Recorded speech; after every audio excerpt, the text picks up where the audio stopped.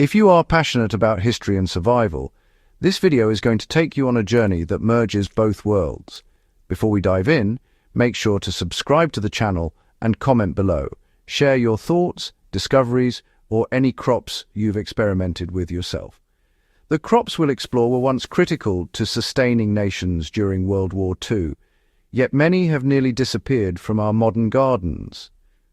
Understanding these crops isn't just history.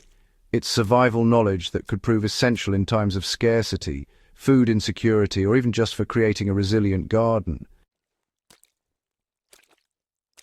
During World War II, entire populations relied on what were known as victory gardens, home plots cultivated to supplement rationed food supplies. These gardens were not about aesthetics or culinary trends, they were about survival. Governments promoted the planting of specific crops that were nutritionally dense, easy to grow, and highly productive under less than ideal conditions. Today, many of these crops are largely forgotten, yet they have qualities that make them ideal for anyone interested in sustainable gardening or prepping for unforeseen circumstances. Let's explore 10 ancient WWII crops that deserve a serious comeback. Kale was a powerhouse for nutrition during the war and still has unmatched resilience. Kale might be a staple in modern health food stores, but during World War II, it was a survival crop that could withstand frost, drought, and poor soil. Nutritionally dense, it provided essential vitamins like A, C, and K at a time when fresh produce was scarce. Rutabagas sustained families in harsh European winters. Rutabagas were a staple in Northern Europe during the war because of their exceptional storage capabilities. They can remain edible for months in a root cellar without refrigeration, which was crucial when energy and fuel were rationed. Rutabagas are also high in calories and provide essential carbohydrates and minerals during the long winter months. Scarlet runner beans were both a protein source and a garden beautifier. Scarlet runner beans were widely planted during the war for their high protein content and adaptability. They climb trellises or fences, making them perfect for vertical gardening. Their flowers attract pollinators, which can benefit surrounding crops, a technique modern permaculture practitioners continue to use. Jerusalem artichokes provided calories without competing for fertile soil. Jerusalem artichokes were largely overlooked after the war, but they were invaluable during food shortages. They grow well in poor soils where other crops would fail, and their tubers provide complex carbohydrates that store well for months.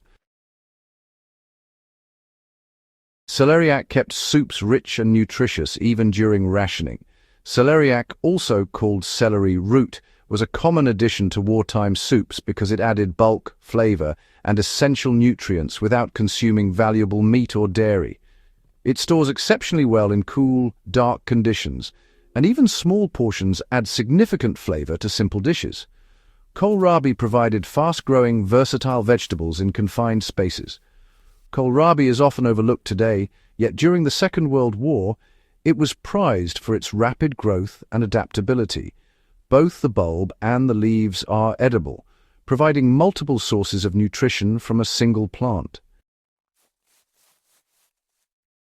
Spinach ensured iron intake when meat was scarce.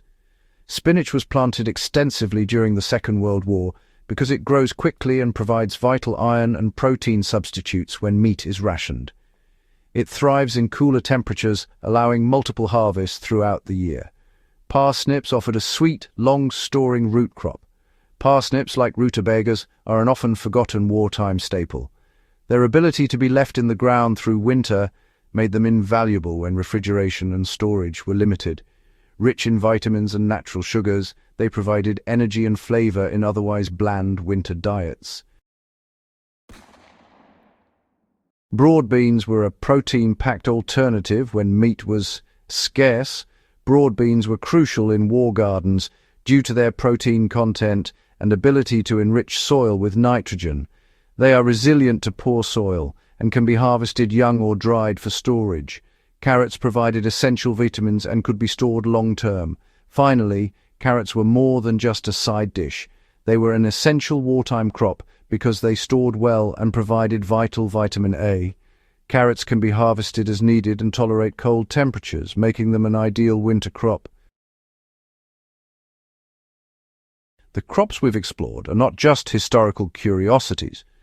They are practical tools for anyone serious about resilience, nutrition, and understanding the agricultural strategies that kept entire nations alive.